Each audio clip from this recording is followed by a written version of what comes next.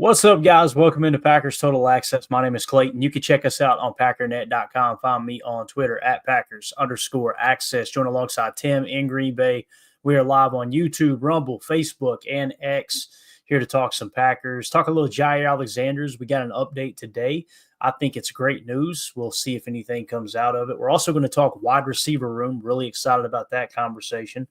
And we'll hit on some miscellaneous stuff as well as Baron Sorrell, man. It just seems like every other day something else comes out about this kid that I think, man, I'm so glad he's a Green Bay Packer. But we'll dive into all of it as well as your comments in the comment section. If you would hit that like button on the way in, feel free to sub to the channel if this is your first time through. And if somebody gives you a hard time in the chat, get used to it. They do the same thing to me. All right. Tim, how you doing, Bubba? I'm doing good. I get traumatized in the chat too. So, nobody's immune. Welcome aboard, right? It just means they love you. That's all it means, right? So it's a family atmosphere here. And you guys know there's always that weird uncle in the family, right? That dude that's always causing trouble. We got a couple of those in the chat. So anyway, let's I know we're gonna have Emilio joining us here in a second. I think Jacob, the tips were just too good at the office tonight, so he's probably gonna be out. We'll see if he slides in here at the last second, but seems like things are going good over there this evening. So I wonder how many people actually think he works at the Oval Office. I'm sure more than a few probably at this point. Greg Rice says, Clayton, we haven't mentioned your huge head in weeks. Come on, man. Appreciate that. It seems like, I'm down about 15 pounds over the last, 2.5 months. It seems like the more weight I lose, Tim, the bigger the head gets, bro. It's just the way it works. So that's the negative aspect of it. But I mean, hey, you're talking to a guy that's been the same height and same weight since he was like 17 years old. So like I hit my growth spurt and that was the end for me. I'm just, the only big head I have is my ego. Sometimes that gets the best of me. That's about it, man. I hear that, man. Completely understand. You know what? While we're waiting on Emilio to get in here, I want to get his take on Jaire. Let's hit this real quick. Just a couple things that came across the wire. I just want to give a shout out to Titletown for upping their game. It seems like the Packers social media team as well have upped their game. But you see here with the Titletown tweet, Tim, this cracked me up. With the LED or the drone show they put on at the draft, you see, them spelling Titletown, and the L kind of got a little off base there, and they tweeted out, "Grateful the LE stayed lit." I was laying in bed last night and seeing that. I was like, what in the world, dude? They're definitely up in their game, man. What did you think of Titletown and everything, the way that they handled the draft, man?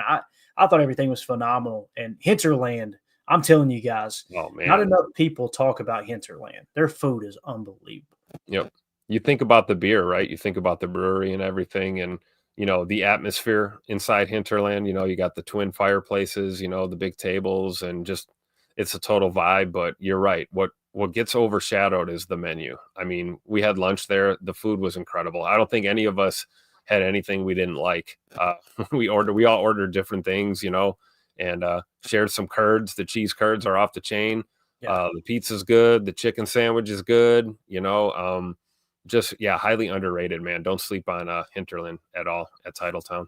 Yeah, so their cheese curds are called red-headed cheese curds, and I'm thinking they add paprika in with the mix there.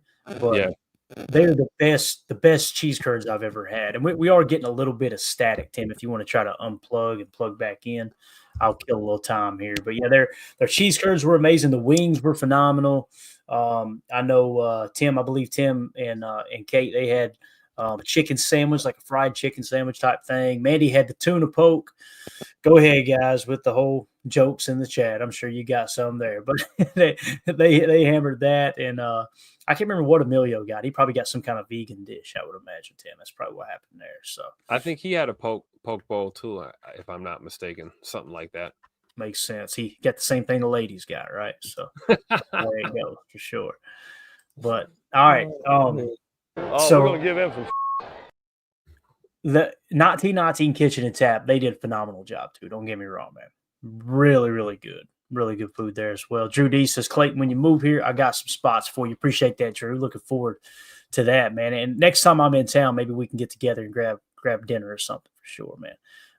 Jerry in the chat says, best Green Bay dish, elk stroganoff. I'm telling you, the elk stroganoff at 1919. And shout out to Mike Berry, who met us in the bowl. not the bowl of elk stroganoff, but the bowl of Lambo. We all got together, took a picture, but he sent a picture over the before and after the elk stroganoff. My man did some damage. I can never finish that whole thing because it puts me in a carb coma.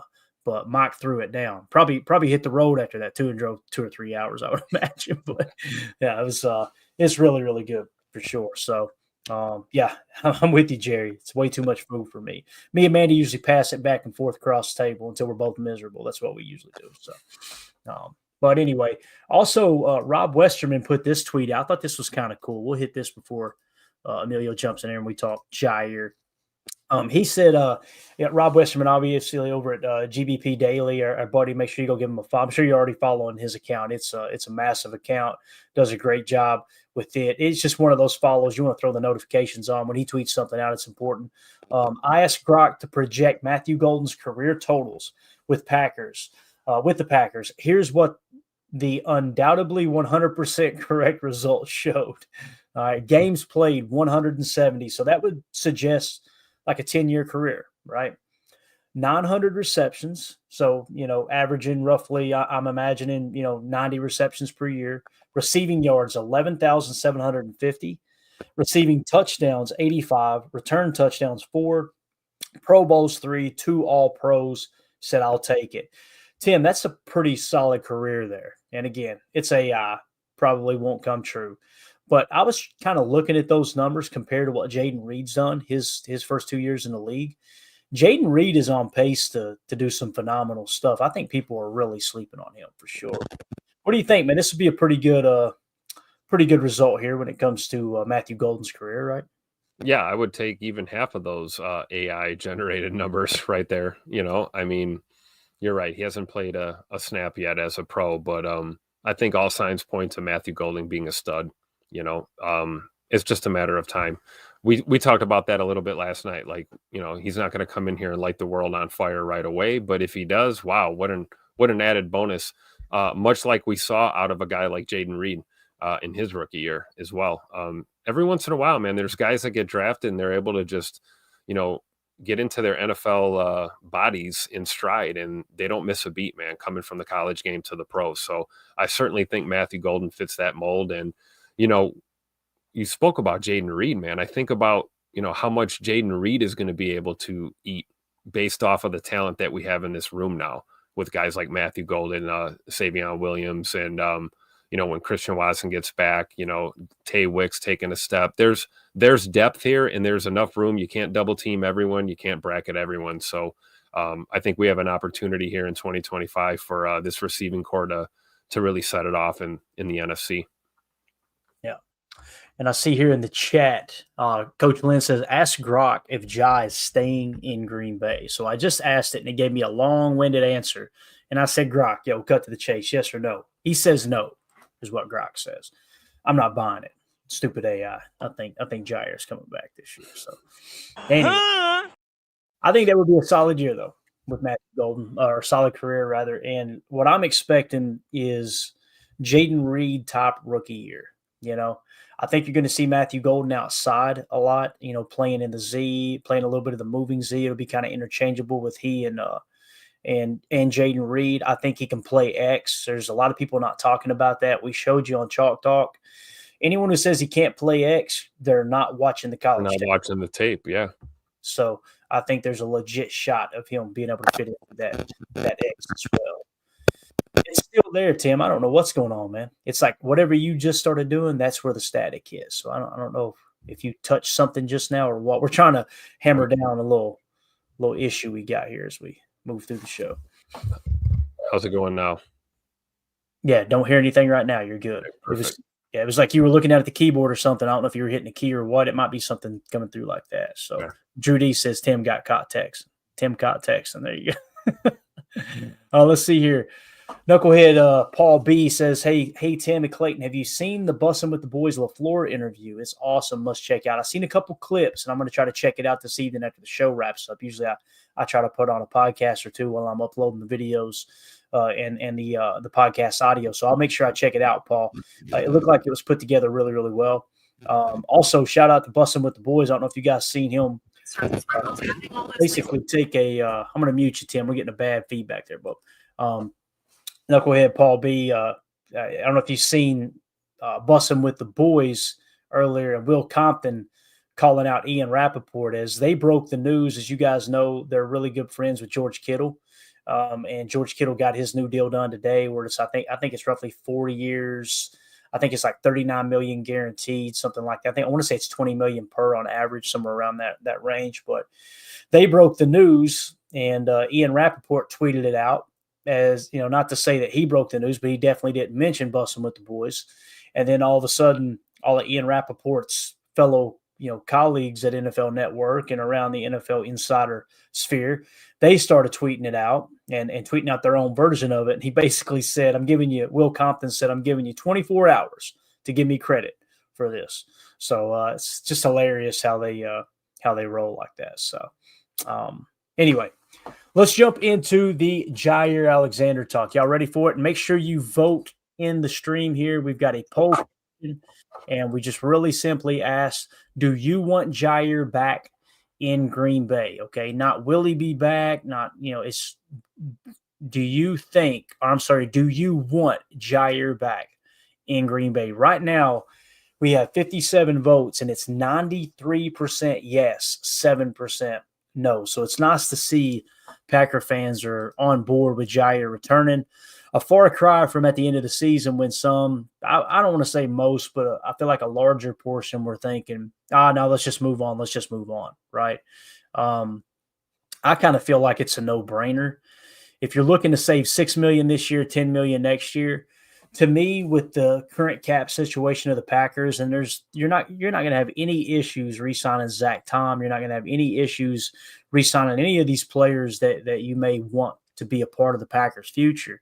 So for me personally, I would rather Jaire be on the roster if it's doable. And that's kind of where we've been at, right? We've been at the point where it's like, okay, is it salvageable, right? Is the relationship salvageable between Green Bay and Brian Gutekunst, so maybe even Matt LaFleur and this and that? Because there have been reports that the coaches were the ones that were really ready to move on, even more so than Brian Gutekunst. And Brian Gutekunst has been pretty vocal in a sense of like, it's rare a GM just comes out and makes it sound as if, yeah, we're going to move on from him, or at least paints the picture that there's a good chance you're going to move on, right?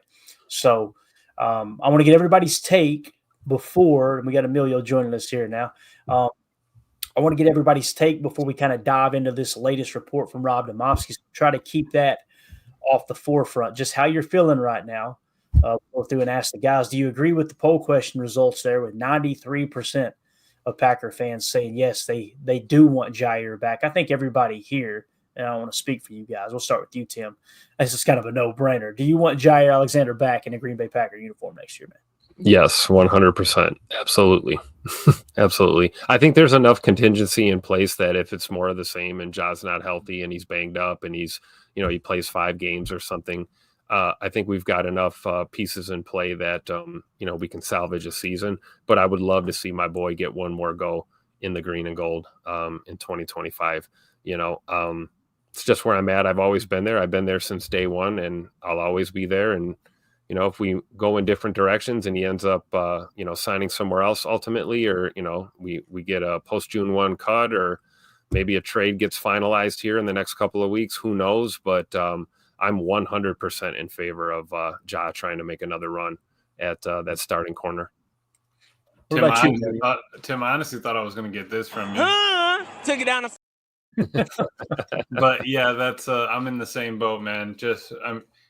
I've always been for bringing Ja back. I really don't see, I've always been the fact of he's already been paid. He's already on the roster. If all else fails, he's going to play.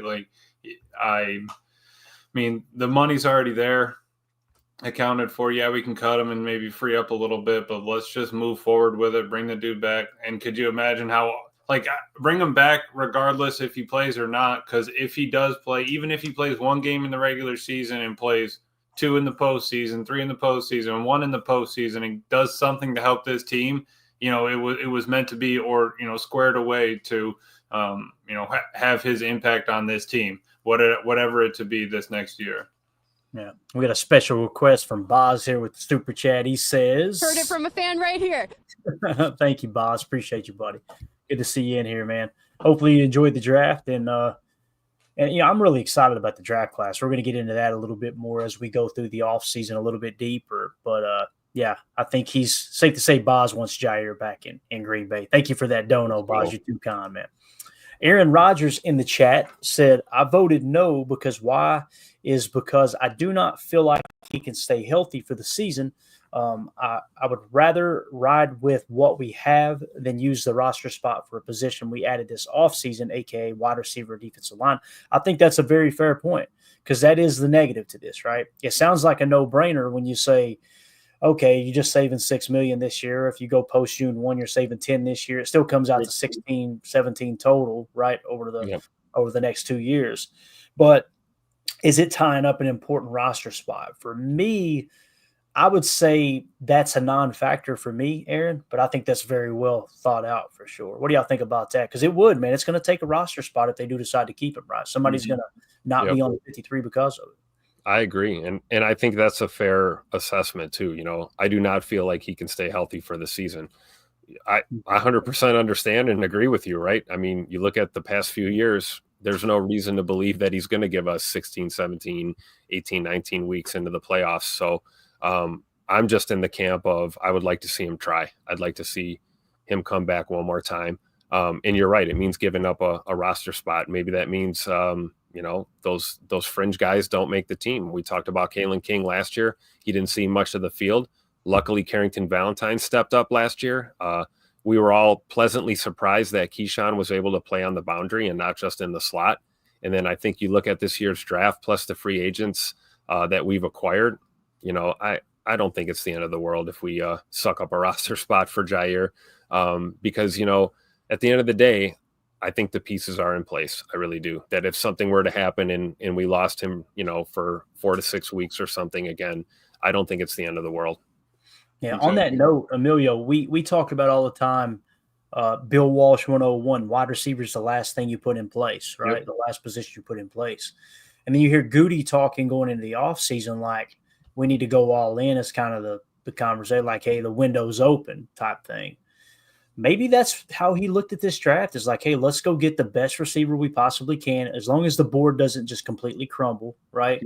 Let's go get that receiver and try to put that piece into place, all while at the same time in free agency, solidifying the offensive line with Aaron Banks and adding a starting corner in Nate Hobbs. Mm-hmm. So and that kind of a floor receiver, right?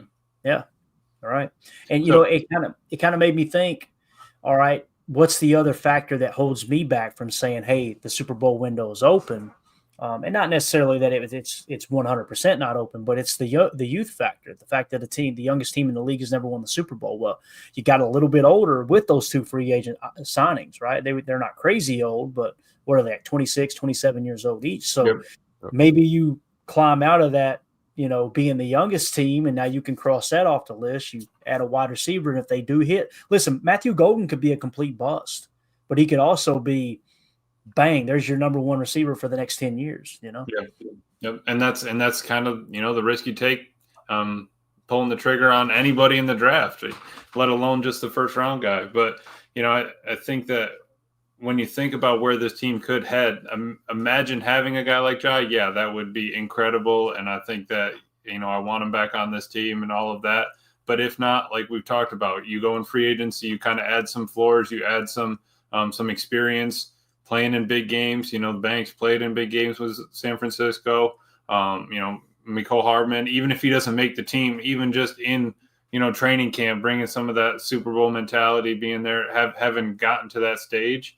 I think that's the way to go. And you're right. You're going to bring talent to try to imagine Ja wanting to go up against Golden, right? Iron sharpens iron. You imagine like getting that kind of in practice. That's what you're looking for. At some point, you got to try to push for that Super Bowl and make that run, right? Yeah, and I remember that this is kind of that cascading effect that happens over the course of 10 years in professional football. Devontae Adams, right? When he came into the league, going against the top corners on the team, kind of helped mold him. Mm-hmm. And then as he became the dominant receiver that he was, you draft Jaire Alexander, And now Ja's having to cover Devontae in practice, sharpening him up, right?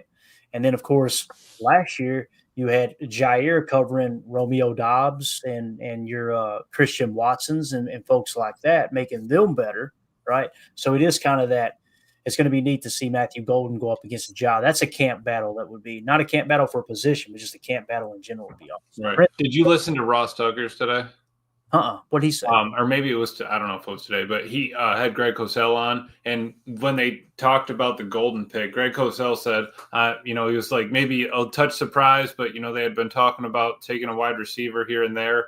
He said, what that probably tells me is that Golden was top 10, top 12 on their board, on their draft board. And the fact that he was there at 23, it was too good to pass up at that point. Even if there was maybe a D lineman that was up there, maybe the 16th spot or the 18th spot, theoretically, I think that it really was just that good of an option. And when you heard Goody talk about it, it's like, yeah, maybe he's right around the threshold, 5'11", whatever. But, if you have that dynamic threat of speed, it's kind of like when we talk about Jaden Milroe, his dynamic threat is his running ability. If you are a wide receiver with a dynamic threat of speed, you can kind of open yourself up to opportunities, not dependent completely on your size. Right. Absolutely, man. Prince in the chat, I want Jaire back because I called the league office and they said we couldn't have a do-over on free agency in the draft. Got it. Greg Rice in the chat says, Ja, most of us believe in you. So Greg Rice is on the Ja train, no doubt. Andy Monday says, vote Ja for Ja. And then Jay Cole says, Ja is definitely going after Golden in practice. There's no doubt about it. That's going to be a blast, man. Absolute blast. All right, so let's get into what we wrote here. It's a real short article we put together just based off of what I heard Rob Demovsky reporting today. Latest news on Jaire Alexander. Now that the NFL draft is come and gone, it seemed like Jaire Alexander's situation is no closer to a resolution. That was until ESPN Packers insider Rob Demovsky sent shockwaves through the Packers fan base with one single tweet. And this is the tweet from Rob. According to a source, now you guys, the reason this was so, I don't want to say, I guess it is shocking. It just, everybody was like, whoa, what is this? Because Rob all offseason has been saying 99.5% Jaire is gone. And now all of a sudden you get this tweet, right? It says, according to a source, the Packers and Jaire Alexander continue to talk about a possible resolution, which could include a reconciliation to where Alexander plays for the Packers in 2025. After all options are still on the table: release, trade, or return. Rob has not talked like that this whole offseason, right? Put in here, recently, all reports indicated that the Packers and Jaire Alexander were headed for a split. However, as Demovsky said on the ESPN Milwaukee airwaves today, it seems both sides have begun to accept the fact that the best option for both parties may be to move forward with Alexander on the roster. Will that come with a contract restructure, adding incentives attached to playing time / production? Demovsky couldn't confirm one way or another, but the two sides engaging in conversations seem to indicate it is an option. All right. And of course, we laid out the contract there. We've talked about it enough. We pretty much know what's on the line. There's 2 years left on the deal with a voidable year that's going to accelerate some dead cap to the year in which they depart from Jaire if they do.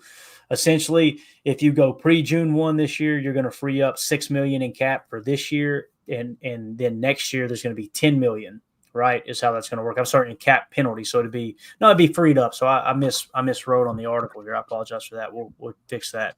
So basically, you could save $6 million this year, $10 million next year, or if you go post-June 1, it flips. You're going to get roughly $10 million this year, $6 million next year. But the issue with that is, if you go that route, right, it's still the same amount of dead cap. You're going to be on the hook for $16 million. So if we were like in crazy cap trouble right now, you go, okay, let's free up the $10 million now. That way we can get under the cap for the, stay under the cap and have a little more operating funds as the season gets cranked up. None of that applies to the Packers. So that really pre-June, post-June. I hear people go, well, it makes a lot of sense to go post-June 1 because you free up $10 million. Why does that matter? You're not going to go out and sign a free agent for $10 million. You know what I'm saying, Amelia? And I mean, where do you have all these spots on this roster anyway? I mean, if we're happy with where we're at on this, you've drafted a lot of players. You think you have a lot of guys heading in the right direction. There's not a bunch more spots. We're already trying to talk about the wide receiver room. We're already going to talk about all the other rooms that we're adding to our D line room, O line, my boy Glover. I mean, we need a spot for him. So it's like, I really like Belton. So, I mean, Belton could be the new Glover, but you really, everyone's got to find their spot. And I mean, thinking about 6-10 million, you could get that next year in the, once they up the money coming into the team from the TV deals and all that. So it's not like it's, you're that strapped for cash. We're not the Saints. Right. And I want to say this. I see people in the chat, and look, this is a fair comment. All these are, right? Greg Rice says, Rob is all over the road. Pick a lane. J. Cole says, is Rob walking back what he said, right? Prince says, scouting report on Demoski, fleet-footed in the back pedal, right? But here's the reality of it. It's easy as a fan to just say, oh, boy, he's been all over the joint. He's reporting from both camps. Yeah. And if you really go back to how this fell into play, how we got to this point, everything he reported is accurate. They wanted to move. At the end of the season, the coaches were done with Ja, and Ja was done with the team. He made a comment on his way out the door, right? So he reported that, and it sounds like, all right, he's gone. And then going into the draft situation, it's okay, they're going to try to trade him. Well, one team agreed to a trade. Ja refused to restructure his contract to make it more team-friendly for that team. So that report was true. Ja prevented the trade from happening, right? And then you get to the point where it's like, okay, there's no more trade offers. There's nobody coming flying in. At least as of right now, that could change tomorrow, right? But it seems like people seem to be pretty happy with what they got in the draft. And Goody, all along, as Rob Demoski has pointed out, and Tom Silverstein as well, he's not going to just cut him until he absolutely has to. He's going to try to get something back from him if he's not going to be a Packer. So I just want to say that I understand where you guys are coming from, because if you're just hearing the random reporting, just a little blips, and you see them on the articles here and there or on Twitter, I can see how someone could come away and go, boy, he's really backpedaling. No, this is the evolution of the situation, in my opinion, Tim. It's not just something that's like cut and dry. You know what I mean? Yeah, I agree. And we used to say, or at least I did months ago, that Ja's not going to restructure for anyone. We didn't expect that, right? Now I'm kind of, with these recent reports, it's like, if he's going to restructure for anyone, it's going to be for the Packers. I don't put it past him to, maybe not necessarily go team friendly, but at least be willing to rework a deal to make it make sense to stay in Green Bay, at least for the near foreseeable future. But at the end of the day, we still don't know. We won't know until something shakes loose or something happens. But, I definitely think the tides are turning, and you're right. It's not an indictment on Rob Demoski or any of the beat writers. It's just a matter of this is an ongoing situation. It has been really since, last season ended. And, here we are. This is where the story's at right now, Yeah.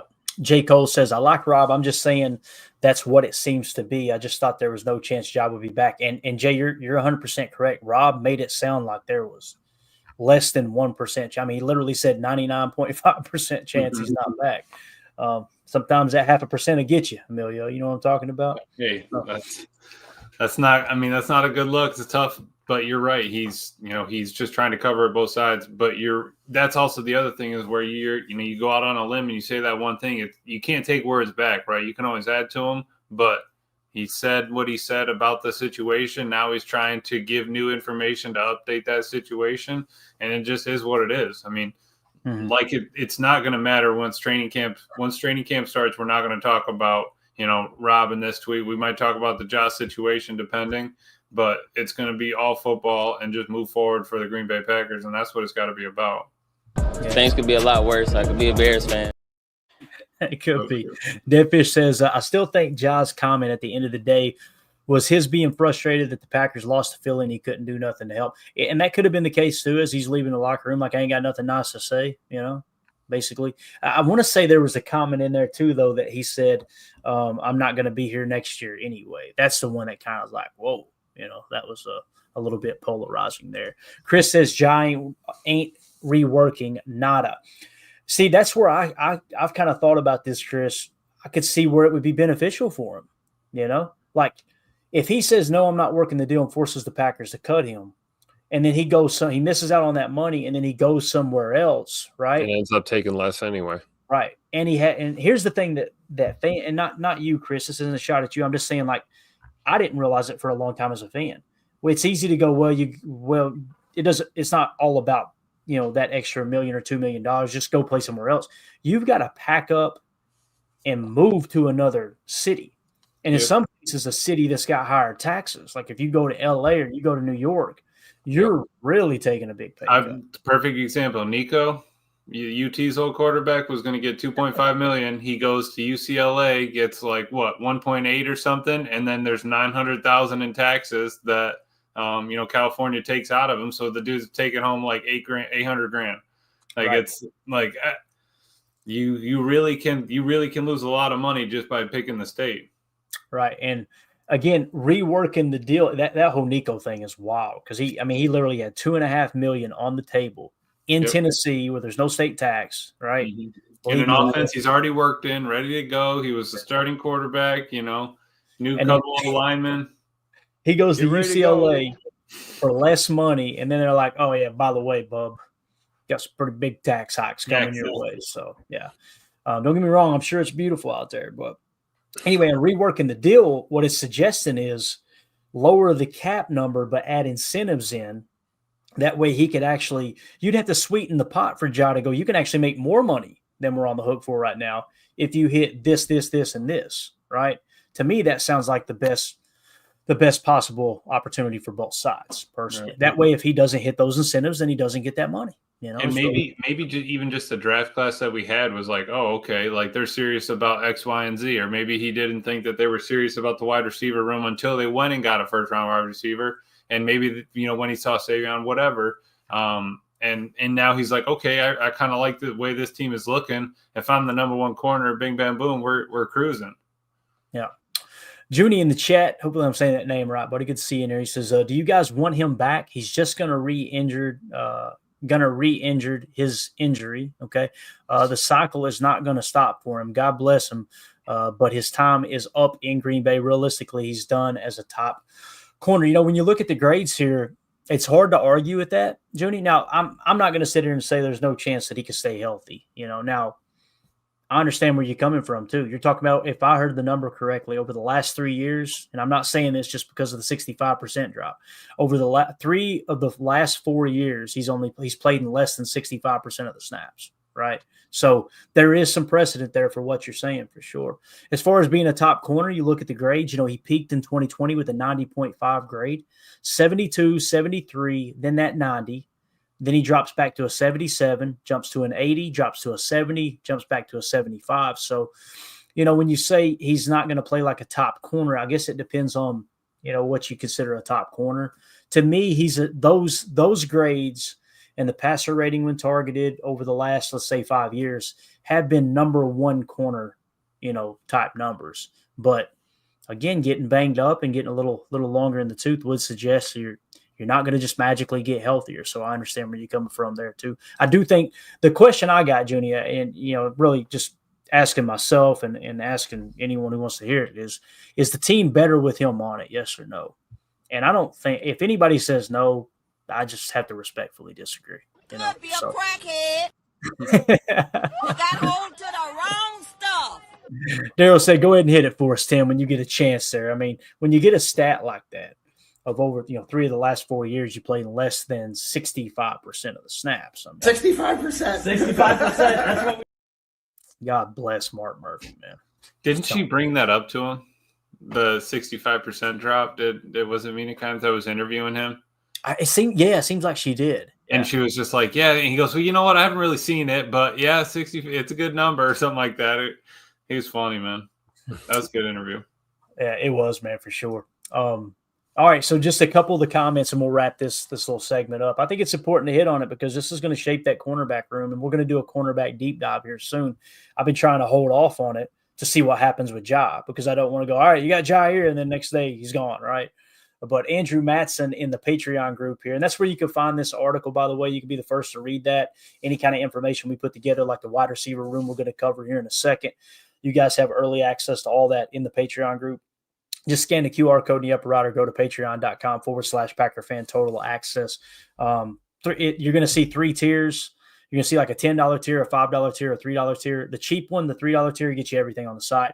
Those others are just there per requested from listeners wanting to be able to donate a little bit more to the show. We're going to be giving away an autographed rookie Bo Melton card this Saturday. So if you're a member of the $3 tier, then you'll be put on the wheel. We'll put everybody on there, spin that sucker, and then give that card away. So we got some jerseys. Cheese curds and my stomach hurt all the time, but I do eat them though.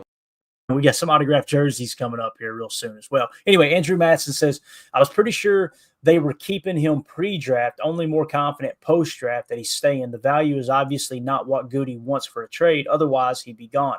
Cutting him and eating $6 million in dead cap seems insane when our team is better with him on it. So I agree with that for sure. Chris N says, wow, we have a pulse, just talking about the fact that it seems like there is a chance he could return now. J. Cole, this Jaire and Packer situation is like a couple that lived together and broke up. Both couldn't afford to move out because of financial issues. Now reconciliation starts. Give Ja another year and move on after this season. There you go. You remember that movie? What was it called? The Apartment? Is that what it was called? No, The Break. Was it The Breakup? What was it called? It was Vince Vaughn and Jennifer Aniston. One of the best.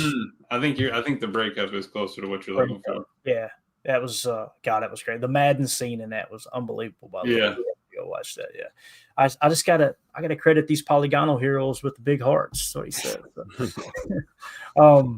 Do Rant says my favorite Packers player. I'm holding out hope they could figure it out, man. When he's on, he's on. There's no two ways about it. And his teammates love him. That's one thing. There's some people that paint this picture like he's a bad teammate. You may think that, but his teammates sure don't. They love him in that locker room. United Bates says Jaire games played, I believe is what he meant, per season of his career.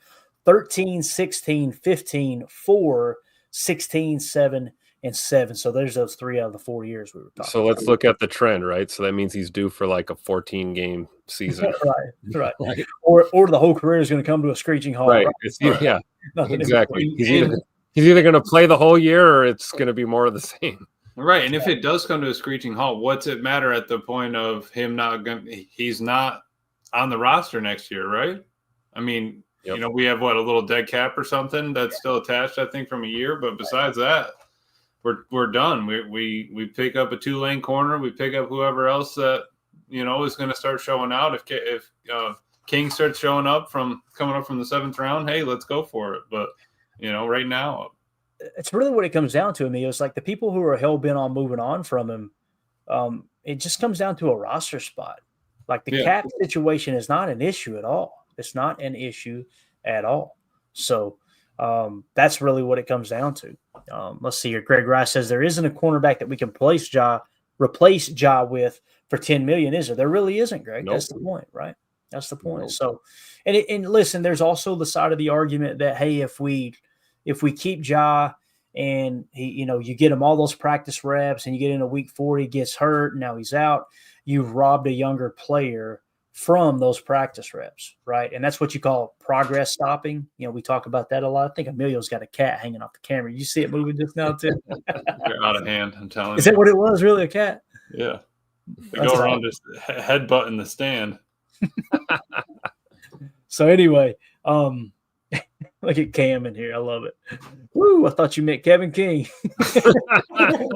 Keep that name out of my mouth, Cam. Yeah, please. Man. All right, so we've covered it pretty extensively there with Jaire Alexander. Let's just get some closing thoughts here as we get ready to go into another Jaire watch for the next 2 weeks, 4 weeks, who knows, maybe 6 months. But anything else you want to add to that, Emilio, that we might have missed? I just hope that we just keep diving into tape and other things, because that's just going to boil and do whatever it needs to do. It's not like we're going to get, the only thing we're going to get are snippets from insiders, quote unquote, people in the building when they release it, an interview on their YouTube page if they drop one. Like, that's pretty much it. So unless someone's got a magic ball or knows the mini camp, mandatory mini camp, who's already going to be attending that, then we really just need to give it time. I agree. And nobody's going to say anything for sure unless it's for sure, right? We might hear a little bit of leaks or rumors here and there, but, when the decision is made, we'll know, Yeah. Let's see here. Clint, the armchair quarterback, says, I hear Ashanti Samuel and Rasul Douglas, Greg. What's love got to do with it? Some of y'all got that, didn't you? Back in the early. Never mind. Anyway, United Bates. Are those the $10 million corners we're talking, or $10 million replacements we're talking about? Yeah, probably so. That's not replacing Jaire. That's getting rid of Jaire, and it sounds a lot like throwing money out the window too. Yeah. Which some would argue that's what we've done with Jaire the last couple of years. So touche, right? United Bates says, took it down the sideline, turned up with my guys, and gave the football to a little kid wearing 20. Took it down the sideline, turned up with my guys, gave the football to a little kid wearing 23. I missed that job, man. I mean, that's what I'm saying. Like, how excited would the team be if that's the job we get? Even if it's tell you Pack is back. You heard it from a fan right here. So good at it. Yes. I don't know how he does it. I'd be over going, where's it at? Scrolling down, trying to. For those of you who don't know, the reason we get so amped up when he hits those two together, you have to hit a video and then scroll down real quick and hit the rest of the audio because this knucklehead cut the audio off. So, anyway, all right. That's it, guys. That's the Jaire talk. Wanted to hit on it. And again, in no way, shape, or form is my opinion a shot at Rob Domofsky. I think he's done a good job reporting on it. And kudos to him getting sources in both camps, kind of walking you through the entire process. Now, with Tom Silverstein, people immediately started tagging Rob and saying, well, Spoon disagrees. Spoon disagrees. Spoon hasn't said anything the last few days, right? And Spoon, his source is within the building. Now, immediately people started taking shots at Spoon, saying, well, his sources are bad. He's missed on a lot of stuff here lately, blah, blah, blah. He's plugged in with someone within the building that I kind of feel like when they want to get something out in the media from the team's perspective, it walks through Spoon. And then Rob has got a source in the building as well as Jaire's camp. So that's why I think it's important to mention kind of full context there. But anyway, for those of you listening on the pod, that's going to do it for hour one. We will see you on the other side for hour two, where we're going to talk wide receiver room. We're going to talk about the updated look with the rookies coming in, the contract situations. We're going to talk about PFF grades. We're also going to talk a little Romeo Dobbs and some information leaked out here lately that might suggest Romeo won't be on the team when we kick off here in September. But we'll see you over there. We appreciate you. For those of you listening on the pod, welcome into hour two. Let's talk a little wide receiver, boys. What we think? Let's do it. All right. Before we start diving into stuff, as always, I like to ask you guys, got any thoughts going into this conversation? When you look at the wide receiver room, obviously you pick up a couple wide receivers, rookie wide receivers. You've got Christian Watson, who's going to be on IR most likely middle of November. I imagine would be the earliest he would come back. So there's going to be some things shaking up. We got guys on the roster that we like. We're going to talk about all of them, Bo Melton, Malik Heath, all those guys. As I got roasted on Twitter the other day because someone said that we laughed them off the show for Julian Fleming. They seem to think that's going to be the next Jerry Rice. But any opening arguments or comments here, Tim, as we get ready to talk wide receiver?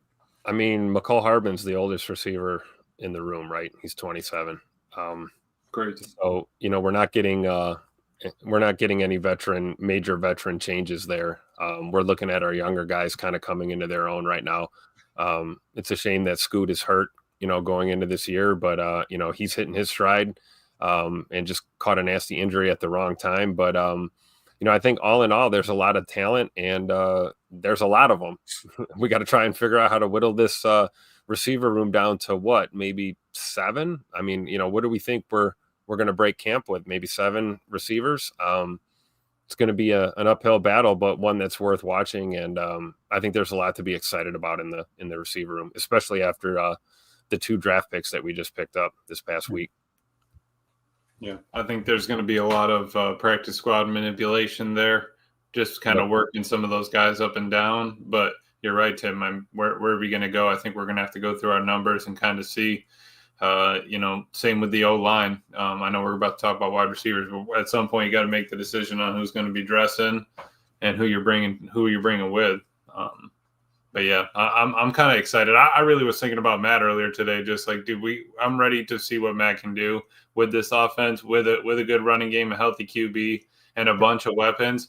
Doesn't matter if they're 1, 2, 3, 4, 5s. I mean, you can throw the ball to any one of them, right? It's all about the defense you're playing against, concepts, decision making, all that. So it's I really am excited. Yeah, and I'm glad you brought up the Jordan Love injury because, 3 different injuries over the course of last season. Starting in week 1, he still finished 5th in QBR. Now, listen, the main thing with his game last year and the main problem with the offense, albeit we had a good offense, we had a legit top 10 offense, was turning the ball over. You got to protect the football. And, Jordan Love loves to push the ball down the field. And you just got to get a little bit more consistent with the checkdowns, right? And it's funny because there's other fan bases that call their quarterback check down Charlie, right? We don't have that problem. We're going, Jordan, just check it down. Don't try to hit the home run here. And he's running for his life going, hell no, we're throwing this thing 70 right here. We're going to chuck it down the field, which when it hits, we're excited. When he throws a pick, we're upset, right? So I think with a healthy Jordan Love, you're going to see his game improve. The passes are going to be more on target. And here's the thing. Yes, the receivers led the league in drops last I heard.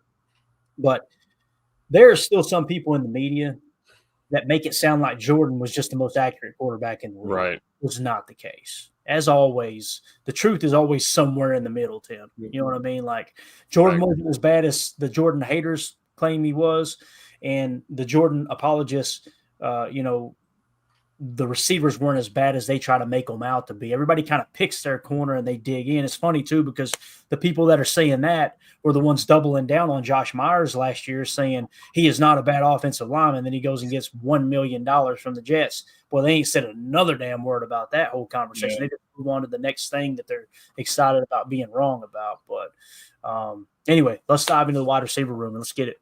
So introducing your 2025 Green Bay Packers receiving room. It may be a little bit hard for you guys to see. It's a lot easier to see on the site, but I'll just read them off for you. In terms of PFF grades, Mecole Hardman leads the way to 72.8, albeit only 115 snaps last year where he was banged up. Now, keep in mind, this is a guy that caught the game-winning touchdown in the Super Bowl a couple years ago, so it's not like this is just some scrub off the streets. He's got blazing speed when he's healthy. He's got a return ability of value there as well.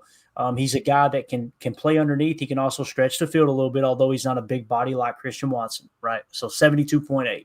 And his running grade, by the way, was an 85.8 last year. So you can get him involved in some jet sweeps. Jaden Reed, 71.7. So he was the 50th highest graded wide receiver in the entire league, removing the minimum snaps or whatever it is that PFF has, right? So with that being said, being 50th, he's a solid number 2 receiver.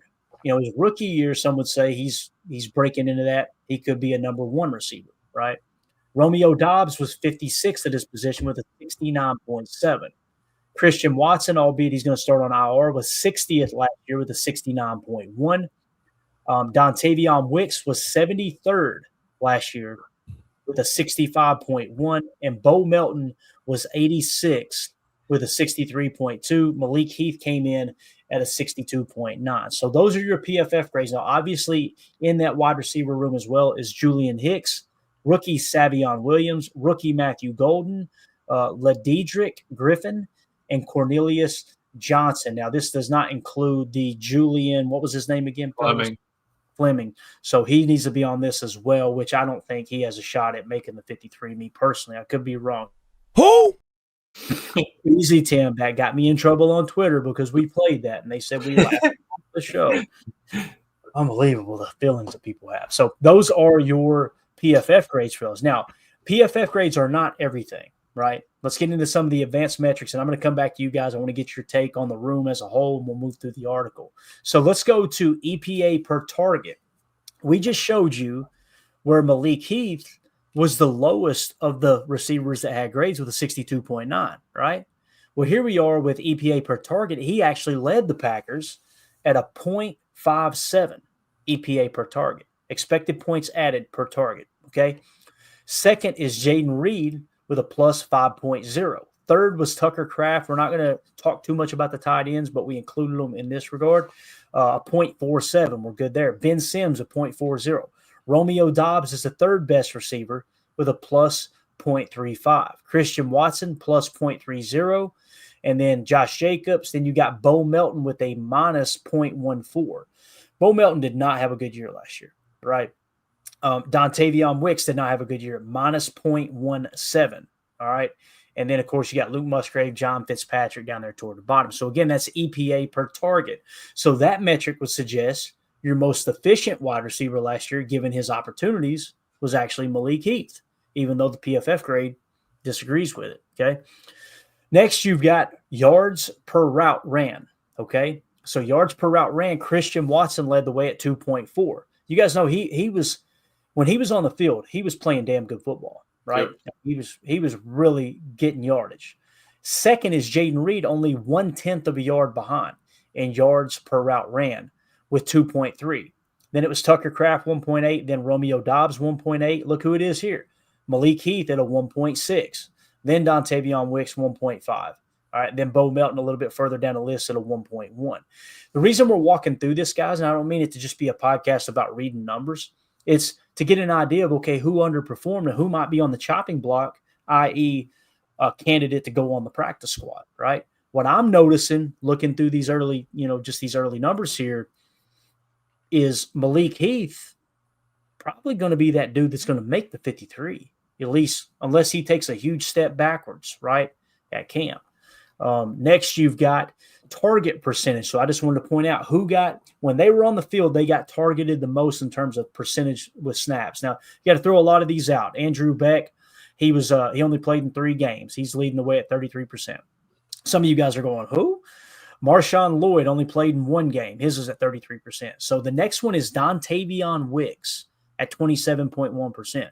So you can really see, and this is where the story comes into full focus with the Romeo Dobbs being upset.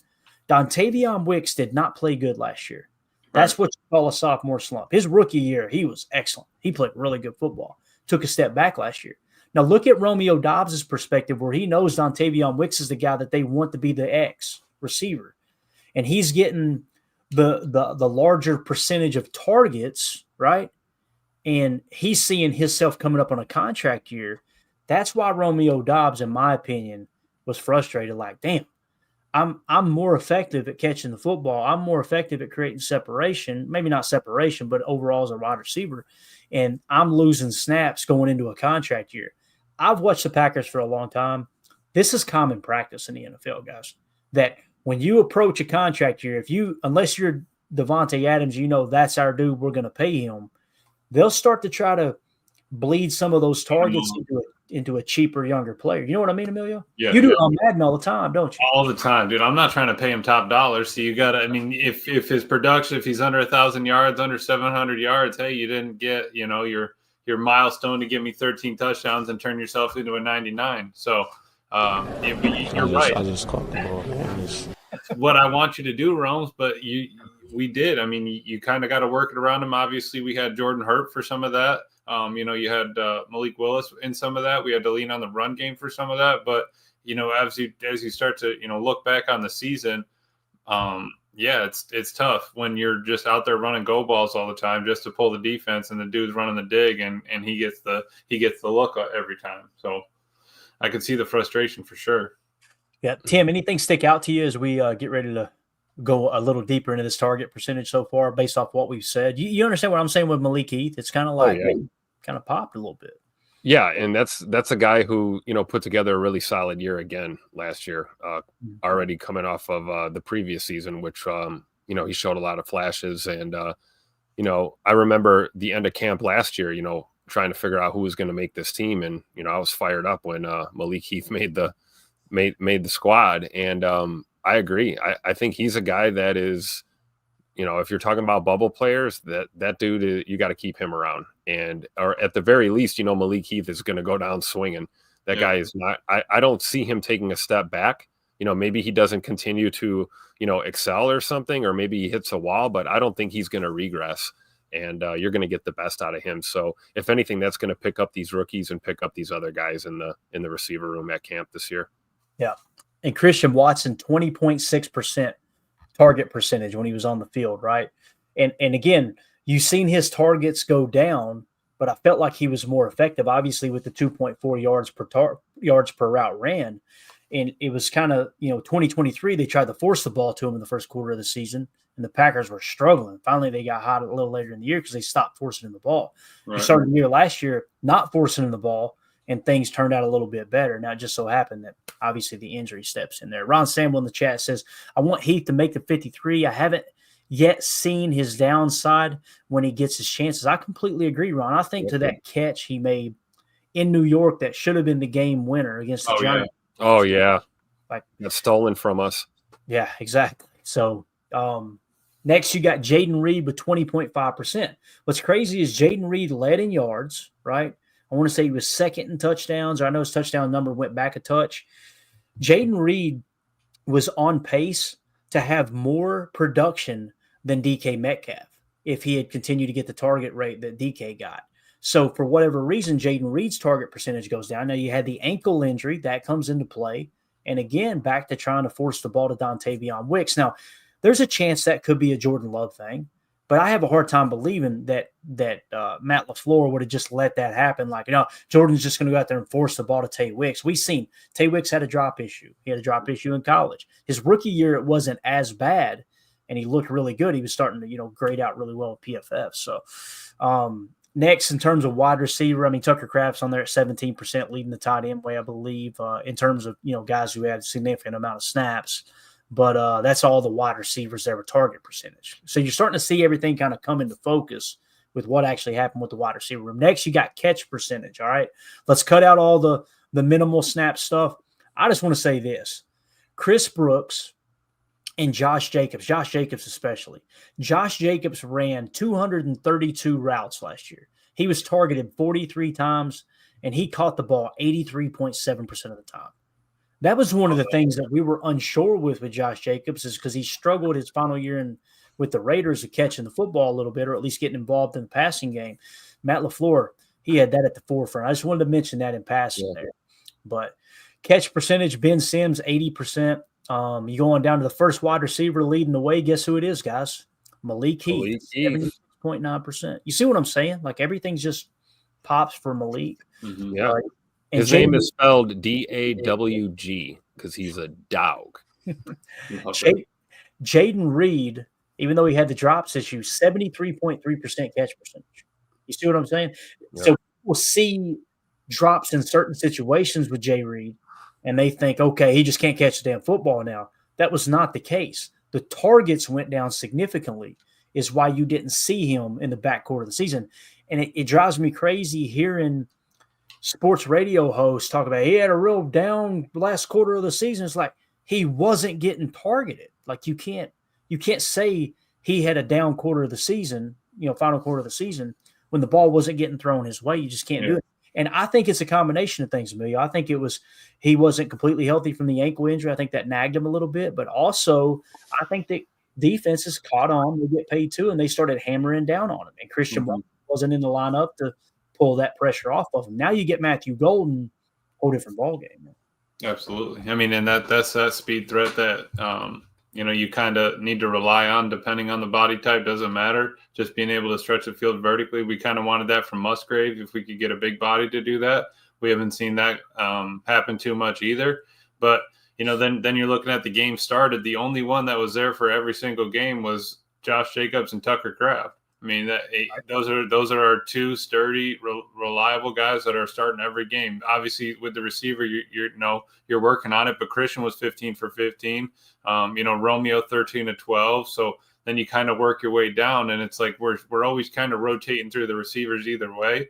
That's where you do need to kind of find those 5, 6, 7 that you really like that you can rely on. And if we can get 17 out of 4 of them, that's the idea. That's where we want to be. And then rotate them in if they need a breather. If, we ran too many jet sweeps or, motions or orbits or whatever, just to try to get the defense keeping them honest, then rotate the next guy in and keep moving.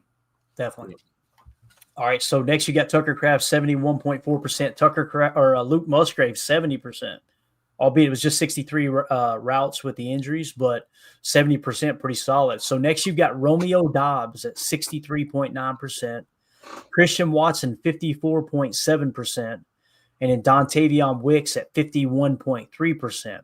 The way I kind of look at the catch percentage is it's an on-target pass. Think of completion percentage.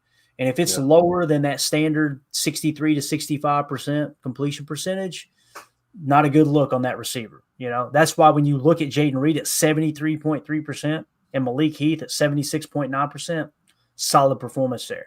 Now, when you get to Dontavion Wicks at 51.3, that's not going to do it, right? Christian Watson, more of a shot play guy, it's going to be a lower number, right? But again, you're getting the yards per target, right, or yards per route ran higher because you're stretching the field with him. That kind of balances your offense out. Bo Melton, 47.1%. I want people to understand I'm not slandering Bo Melton's name here. I think he might be my favorite Green Bay Packer, but he just sucks to see these numbers because it's like, man. He might be the first cut. Exactly. Right. And we'll get into that here in a second, kind of what the early predictions are. Next, you've got catch rate over expected.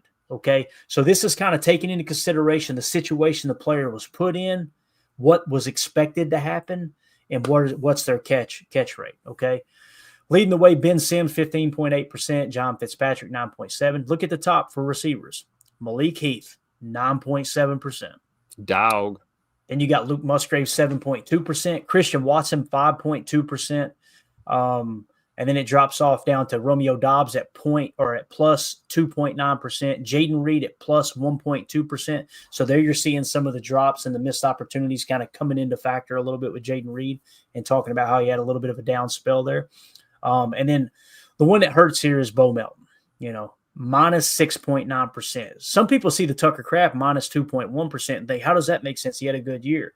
If you'll notice, Tucker Kraft, the majority of his yardage in production he was running butt naked through the trailer park, and then he was running people over, right? Yep. And that's not a negative on Tucker, but it just kind of goes to show that when he's put in a situation where he's supposed to catch the football, more times than not, I don't want to say more times than not, but a little worse than some other players on the team in terms of not maximizing that opportunity.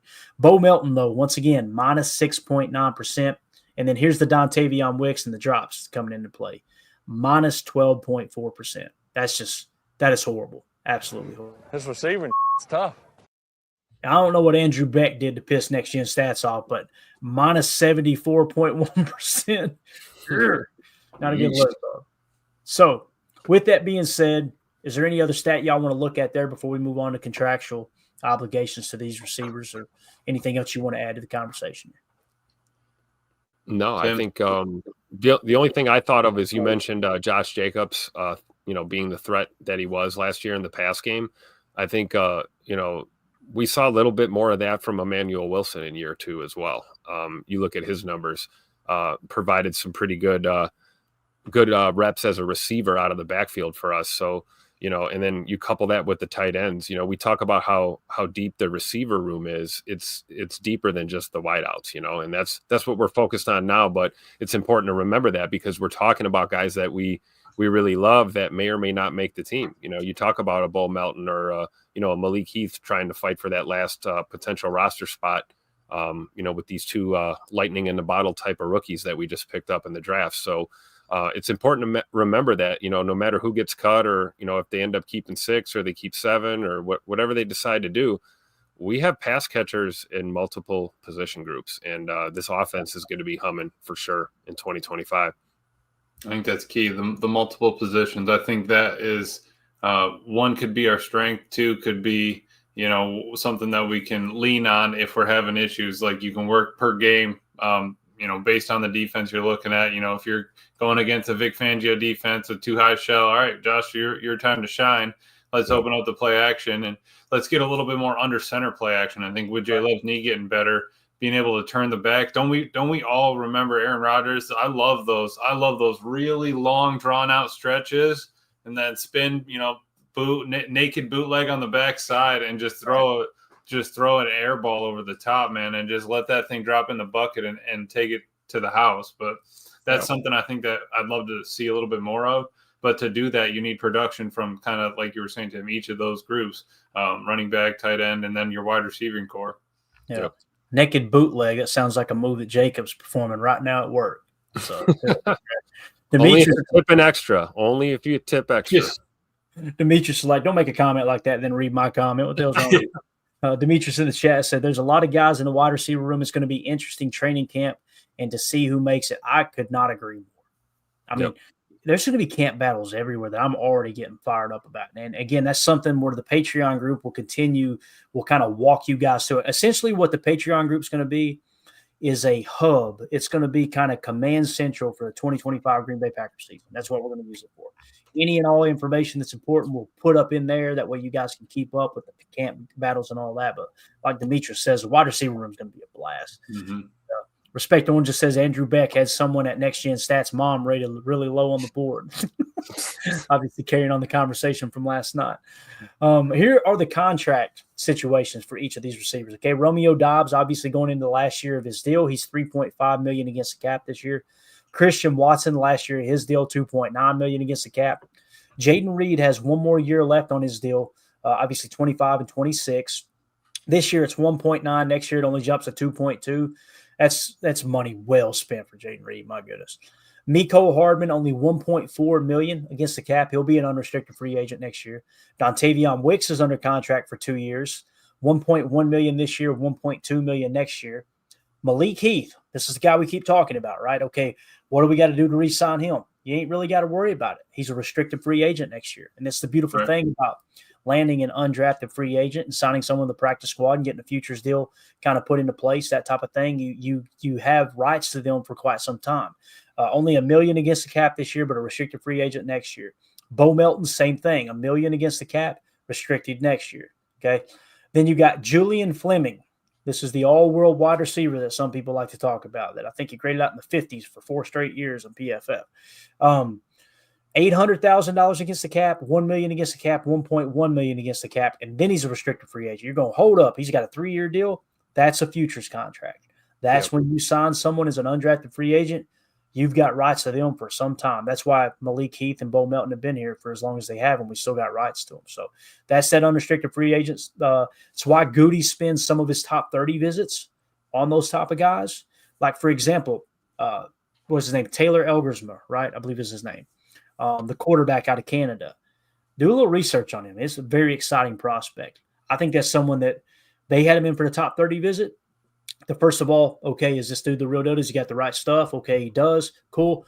Here's what we want to offer you if you don't get drafted, because they knew he wasn't going to get drafted. Right.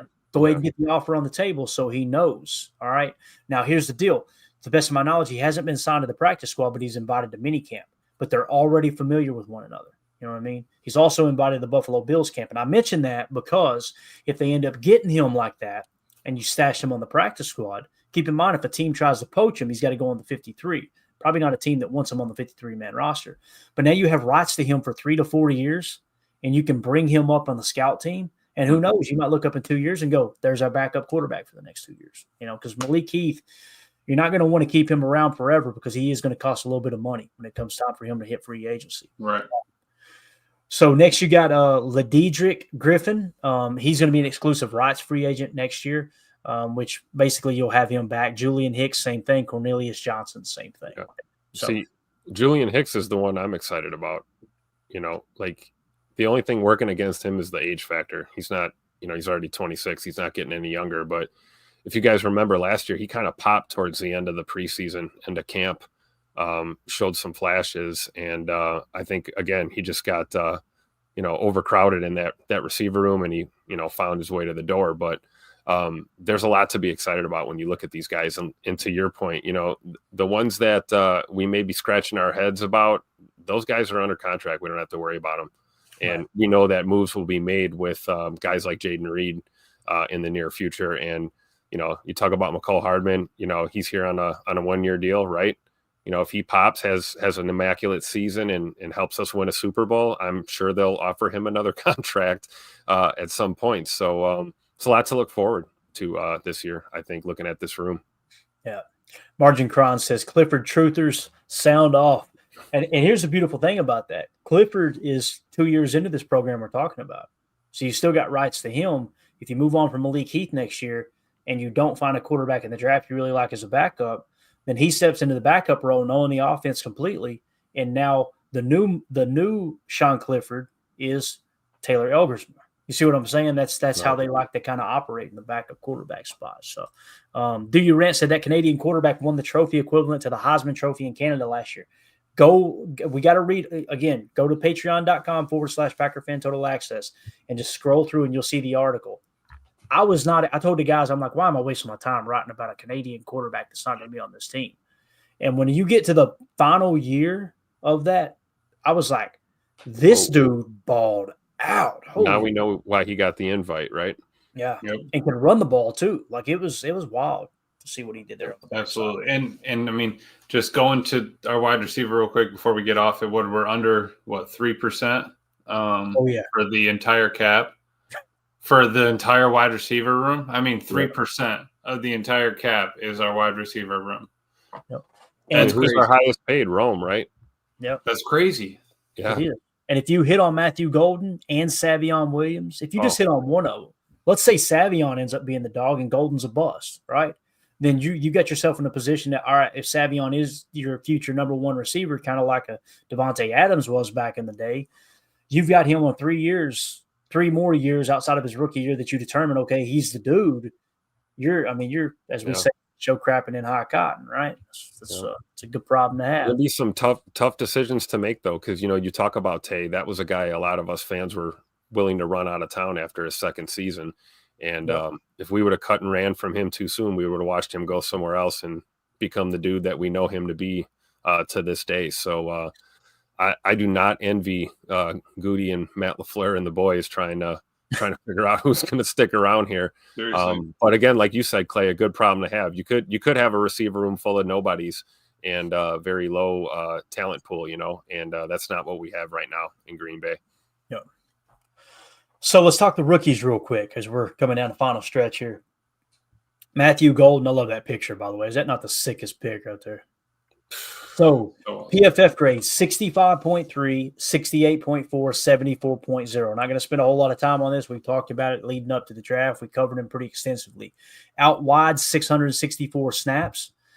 Slot snaps, 175. So you want him out wide. He fits the moving Z perfectly, although on Chalk Talk last night, we pointed out he can play X as well, right? Maybe not your quintessential X, your prototypical X, I should say, but he can play X and play it effectively. So, and again, if you guys want to check out that Chalk Talk, it's also in Patreon. You're kind of getting the theme. Everything is going to be stored there. You can go back and watch it if you miss the show live. So that's what he looked like in college in terms of PFF grades. Now, I wanted to hit on this real quick, and it's going to be hard to see, but I'll try to read it to you guys. I'm going to kill my camera because I'm going to get up in here real close real quick. And so here is how he graded out in terms of where he lined up, okay? Or I'm sorry, where he was targeted. 20 yards down the field or more, his receiving grade was 99.6. I'm going to repeat that. When he was targeted down the field, more than 20 yards, his receiving grade, according to PFF, 99.6. Medium, 10 to 19, as we showed you guys last night, that 14-yard curl he loves to run at Texas. And curl in, work out, jab back inside, and here comes the yak, right? 96.6 was his grade. And you go, okay, well, he's a deep threat, deep to medium. Well, hold on a second. Short, 0 to 9 yards, 90.4 PFF grade. And you're probably going, well, why is this PFF grade so low, Clayton? You got run blocking involved, right? You got a running grade, too. If he got the ball, maybe he wasn't as effective there. That stuff comes into play as well. Penalties will hurt that as well, right? So in terms of depth and the throw chart, deep left, 92.6, deep center, 95.7, deep right, 94.3. Intermediate left, okay? So you're talking about that 10 to 19 yards on the left side of the field. It was only a 72.4. You guys remember last night on Chalk Talk? The majority of his highlights, he was on the right. You remember that? Yep. So keep that in mind. That's important too. Anybody who's ever played the game of football, some people catch easier over the left shoulder as opposed to the right. Like for example, we saw that with Scoot.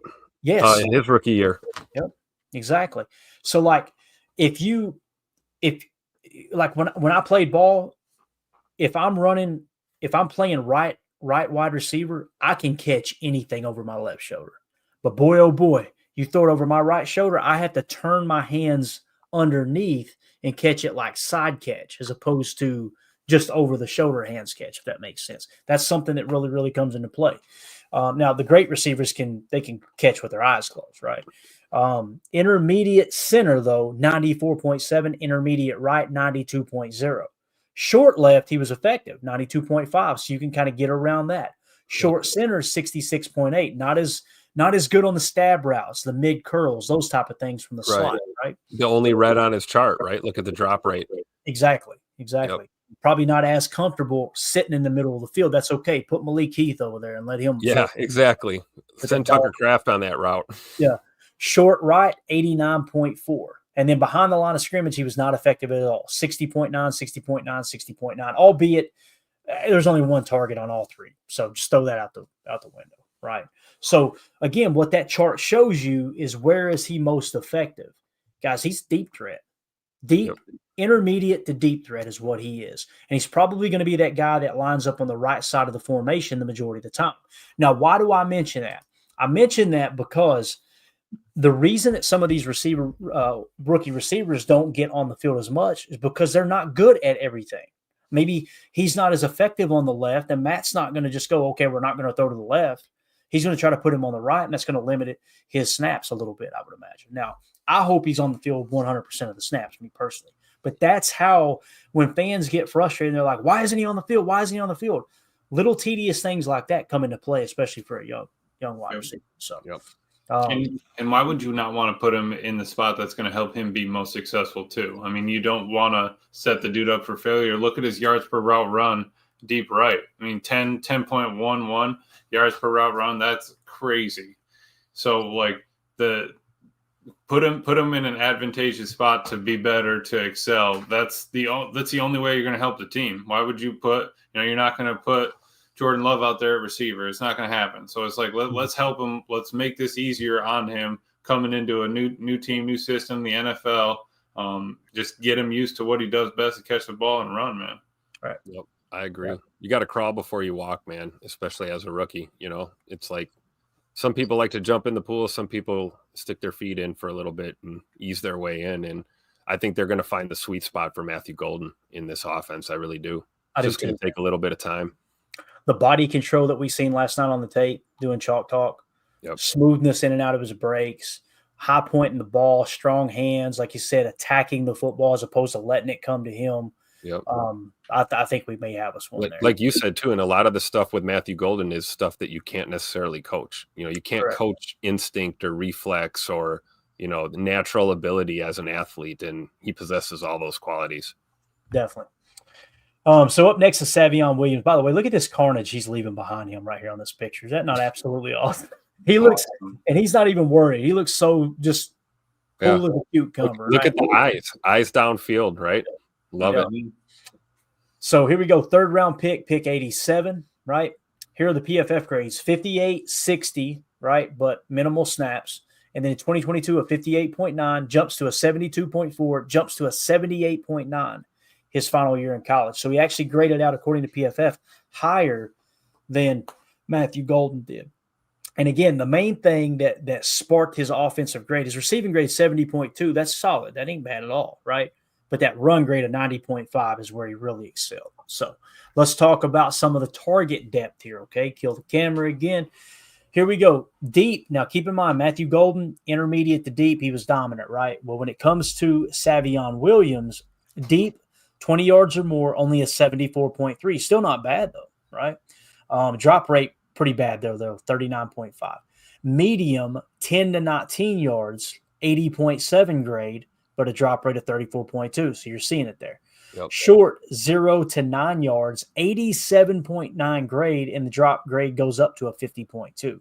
And then, of course, behind the line of scrimmage is where he excelled. I believe that's an 86 or an 88 grade with an 86.7 drop rate. Smoke screens, stuff like that, right? Talk about a great compliment to Golden, right? We just talked about Golden not being super effective in that scenario. But, you look at Williams here, man. This guy's going to be a monster behind the line of scrimmage. Mm-hmm. It's huge, Emilio, that you get these guys that are going to be complementary of each other's game, man. Well, that's it. My grandpa always said, one hand washes the other, they both wash the face. And I mean, that's it for this offense. If Golden can't do the intermediate middle, doesn't want to, don't need to put him on a slant. I mean, he can set a guy up in the slot and run a slant, no problem. But let's not get him into traffic if there's 2-3 linebackers over there while doing it, right? So I love that you got a big body guy that's willing and wants to be there, wants to run through contact, feels comfortable. We want him to want the ball when the game's on the line. Definitely. Papa Petricola, boy, I tell you, dropping that knowledge. I love it. Love it. Deep left.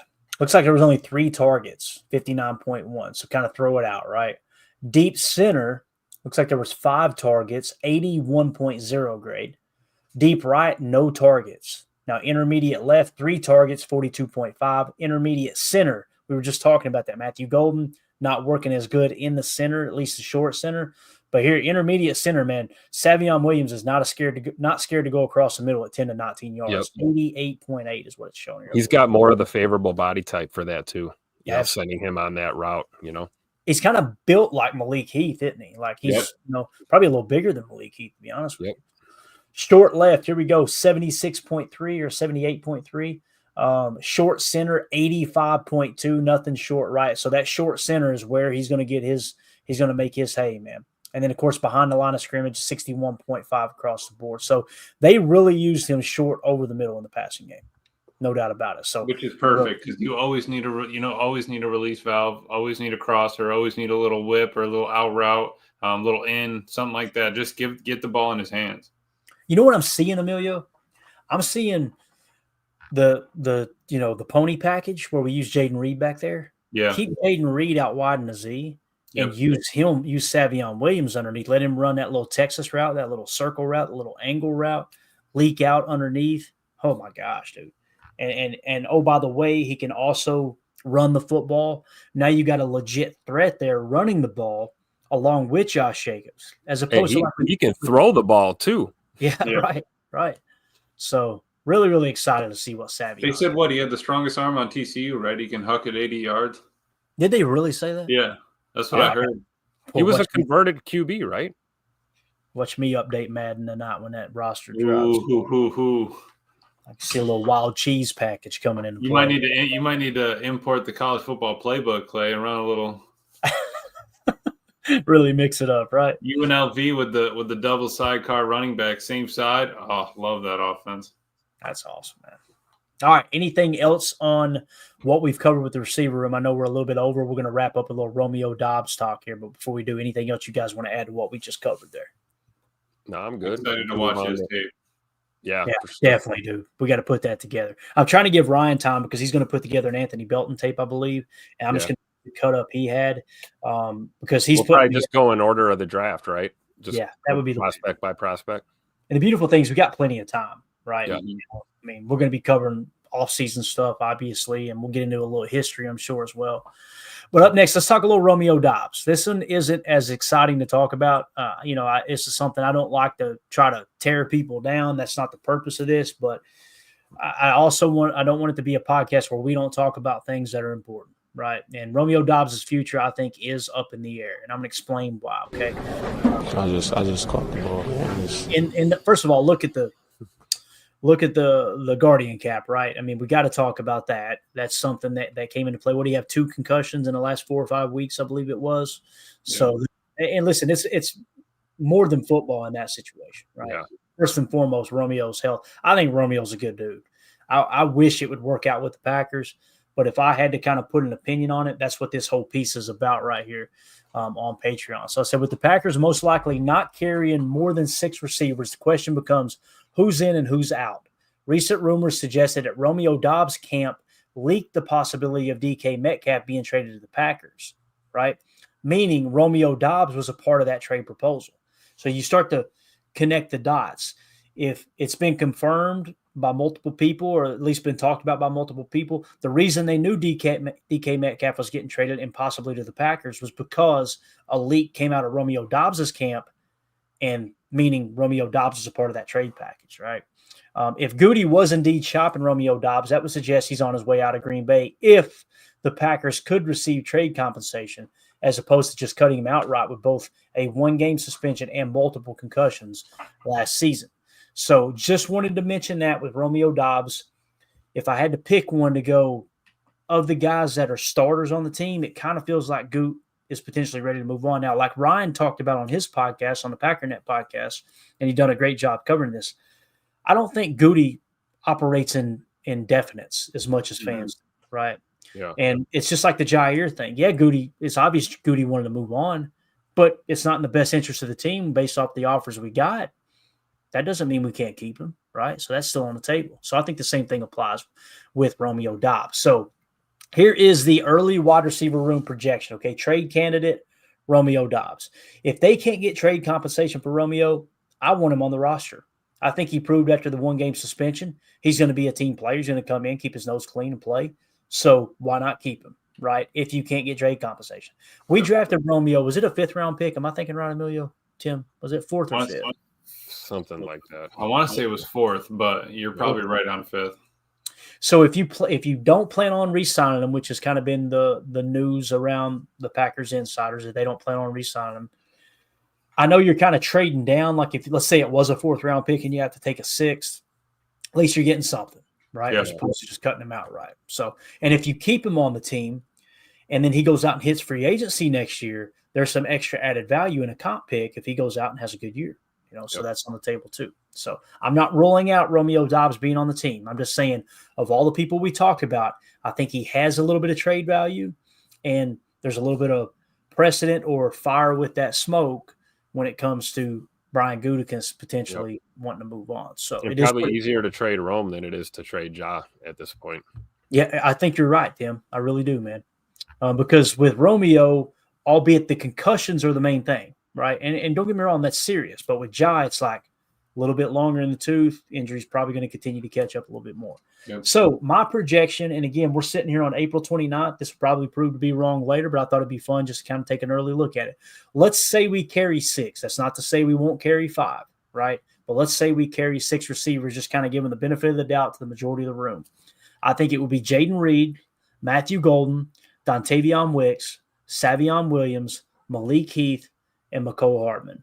I think that would be the 6 you would carry. Now, on IR, Christian Watson would be on IR, so that's why some people are going, whoa, what the hell? You just cut Christian Watson? No, he's going to be on IR and won't count toward the 53. So we'll make that decision in November, and by then you'll probably have a good idea on McCole Hardman or Malik Heath, which one you want him to replace there, right? Absolutely.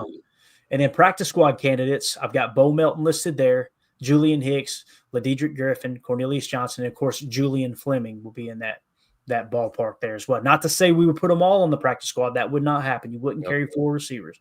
But those are the guys kind of in that camp. So with Bo Melton would be my top choice. Let's say you only carry 1 wide receiver on the practice squad. I would want it to be Bo Melton because he knows the offense. Yeah. Yep. So, that's all we got there. So I want to get your all's take. Do you agree with that projection? Anything we said there as we get ready to wrap up? We'll start with you.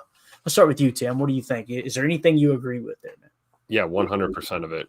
If that's the route we're going, if we're going to keep 6, those would be my 6. Just super early, right? We haven't seen OTAs. We haven't seen camp, nothing. I would be okay with those 6 right there. And then hopefully Christian Watson, like you said, coming back off IR sometime before Thanksgiving, hopefully, in a perfect world, right? Would be great. And then, you scroll down there and you look at your practice squad guys. Obviously, Bo Melton's going to be the first name on the list. But I definitely agree with these 6 because I believe that Malik Heath is going to win that spot. I really do. I think he's going to win that roster spot, and he's proven to deserve it. He brings a lot of pop to that offense. He gets limited reps, but every time the guy's on the field, he makes a play. Whether that's a key block or a key catch. There's a handful of guys on this team that are really good at the contested catch, and Malik Heath is definitely one of them for sure. So I like that lineup. Yeah, and I understand there's going to be people that disagree, Emilio, with the Malik Heath talk, but we just walked through all the important metrics. Like the numbers don't lie; they don't, and it's obvious they were trying to get him some more targets as well. So, and I think Respect Orange just hit it right here. To add to Heath there, his targets and everything. The blocking is huge. I mean, Matt LaFleur leans on that more than, you could think half of his numbers. If you're not out there trying to help your fellow, teammate trying to get the ball moved down the field, if you're going to just, half it, then I don't even want you on the field. That's probably what Matt's going to say, right? No block, no rock. hang on to the ball when you catch it, and you stop them from tackling your buddy when he's carrying it. That's all I'm asking of you. Yeah. And again, if we talk about cluster busters in draft season, right? We talk about that all the time. That could be a cluster buster on determining the roster in the wide receiver room is, all right, you got these two guys, they kind of grading out the same. We like them both the same. Which one blocks better? Malik Heath will take you to the damn water cooler, right? No doubt about it. United Bates says, I could see Dobbs over Hardman, but I think this is all very fair. I could see that too, Bates. If the trade value is not there, you signed Hardman to make yourself not have to feel like you're back into a corner in the draft. You can let the board come to you. Well, the board came to you, and it was Matthew Golden and Savion Williams. So now you can part ways with Mecole Hardman because Matthew Golden can return. I don't know if they'll use him like that. Maybe Savion can return. That's possible. There's someone else we signed recently too, not a receiver. I'm trying to think of who it was that had return ability.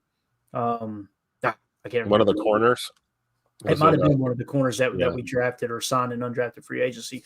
But with that being said, if the trade value is not there and you decide to keep Dobbs, I would personally rather have Romeo Dobbs over Mecole Hardman.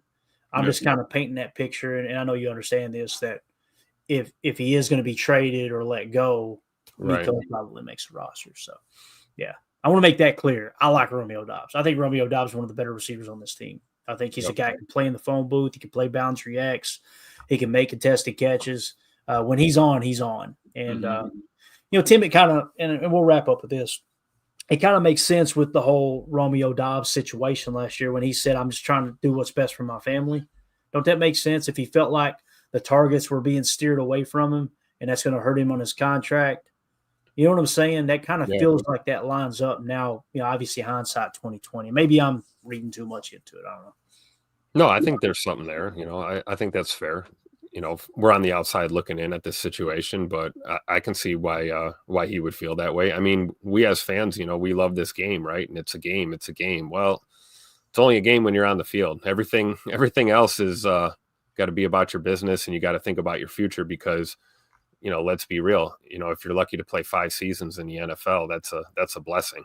Anything more than that is just an absolute gift. So, the concussions are stacking up on it. This is year 3 Rome is entering here, and he's been concussed multiple times, multiple years. I mean, that's a serious thing. So, and if a team has to make a business decision, you're looking at who you want to shop. Maybe there is trade value for a guy like Rome, he's Mr. Third Down man. That's the guy you want to look to.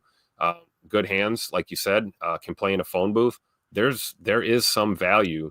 Like you said, it's just trying to get the most you can for him. And if not, hell yeah, he's a Packer. Keep him on this team and let's roll forward for sure.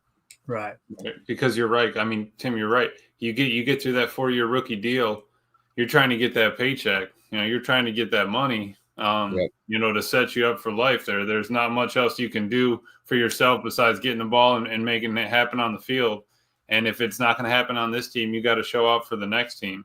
Yep. They're always looking to replace. That's right.